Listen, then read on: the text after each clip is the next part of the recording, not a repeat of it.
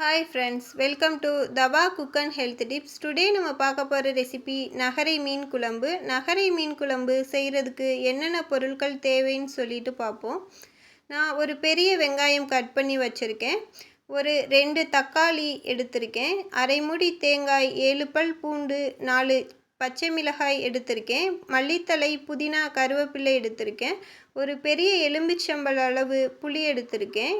மஞ்சள் தூள், சீரகம், சோம்பு, மிளகு எடுத்திருக்கேன்.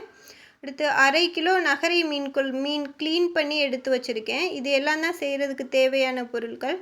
இப்போ ஒரு மிக்ஸி ஜார் எடுத்துக்கிடுவோம். அதில் இப்போ நம்ம எடுத்து வச்சுருக்க தேங்காய் போட்டுருவோம். இப்போ பூண்டையும் போட்டுருவோம். இப்போ சீரகம், சோம்பு, மிளகு எல்லாத்தையும் போட்டுருவோம். இப்போ ஒரு 3 கருவேப்பிலை போட்டு இதை நல்லா அரைச்சி எடுத்துக்கிடுவோம். இதை அப்படியே வச்சுருவோம். இப்போ ஒரு கடாய் அடுப்பில் வச்சுட்டு ஆயில் ஊற்றிக்கிடுவோம். ஆயில் நல்லா ஹீட் ஆகட்டும். இப்போ ஒரு 1/4 ஸ்பூன் வெந்தயம் ஆட் பண்ணிக்கிறேன். ஆட் பண்ணி நல்லா வறுத்து விட்டுக்கிறேன். இப்போ அந்த வெங்காயத்தையும் ஆட் பண்ணிடுவோம். ஆட் பண்ணி நல்லா வதக்கி விட்ருவோம் ஆயில்லையே.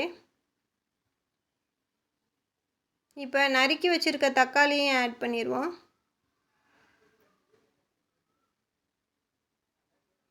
இப்போ கொஞ்சமாக கருவேப்பிலை ஆட் பண்ணிக்கிடுவோம். ஆட் பண்ணி நல்லா மிக்ஸ் பண்ணிக்கிடுவோம். இப்போ 5 பச்சை மிளகாய் ஆட் பண்ணிக்கிடுவோம். மஞ்சள் தூள் ஆட் பண்ணிக்கிடுவோம். ஆட் பண்ணி நல்லா மிக்ஸ் பண்ணிக்கிடுவோம். இப்போ மல்லித்தழை, புதினா, கருவேப்பிலை அதை ஆட் பண்ணிக்கிடுவோம். இப்போ ஒரு 2 ஸ்பூன் மல்லித்தூள் ஆட் பண்ணிக்கிறேன். இப்போ ஒரு அரை ஸ்பூன் மிளகாய் தூள் ஆட் பண்ணிக்கிறேன்.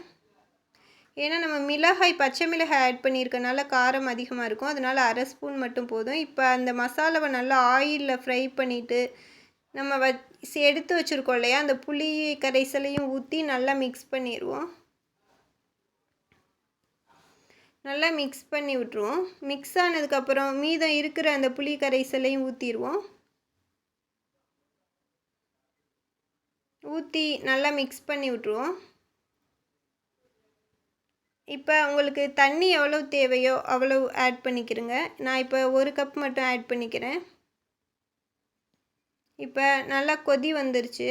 கொதி வரவும் நம்ம இப்போ அரைச்சி எடுத்து வச்சுருக்கோம் இல்லையா, தேங்காய் பால் மிக்ஸ், அது எல்லாத்தையும் ஆட் பண்ணிடுவோம். ஆட் பண்ணி நல்லா மிக்ஸ் பண்ணி விட்ருவோம்.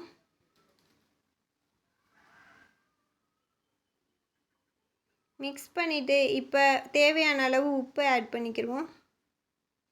ஆட் பண்ணி இப்போ நல்லா கொதிச்சு வந்துடுச்சு. இப்போ நம்மளுக்கு குழம்பு எவ்வளவு வேணுமோ அந்த அளவு நல்லா வற்றி வரவும் நம்ம க்ளீன் பண்ணி வச்சுருக்கோம் இல்லையா நகரை மீன், அதை போட்டுருவோம். ஏன்னா நம்ம மீன் போட்ட உடனே அந்த ஒரு கொதியிலையே இறக்கிடணும். அப்போ தான் நம்மளுக்கு மீன் உடையாமல் முழுசாக கிடைக்கும். அதனால நம்ம குழம்பு எவ்வளோ வேணுமோ அந்தளவு வந்ததுக்கப்புறம் இறக்குற டைமில் மீன் போடணும். இப்போ மீன் எல்லாமே நல்லா குழம்புல மூழ்கிற அளவு வச்சுருவோம். வச்சு இப்போ நல்லா ஒரு கொதி அளவு வரட்டும்.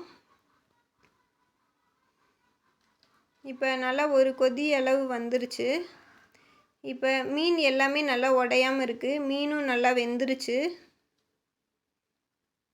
நீங்கள் எப்போவுமே வாங்கும்போது பெரிய மீன் வாங்காமல் இது மாதிரி சின்ன மீன் வாங்க. அதுதான் குழம்பு அவ்வளோ டேஸ்ட்டாக இருக்கும், நம்ம ஹெல்த்துக்கும் நல்லது.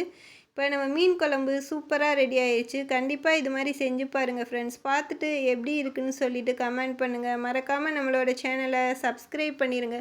அப்படியே பக்கத்தில் உள்ள பெல் ஐக்கானை கிளிக் பண்ணி ஆல் கொடுத்துருங்க. அப்போ தான் நம்ம போடுற வீடியோ எல்லாம் நோட்டிஃபிகேஷனில் வரும். தேங்க்ஸ் ஃபார் வாட்சிங்.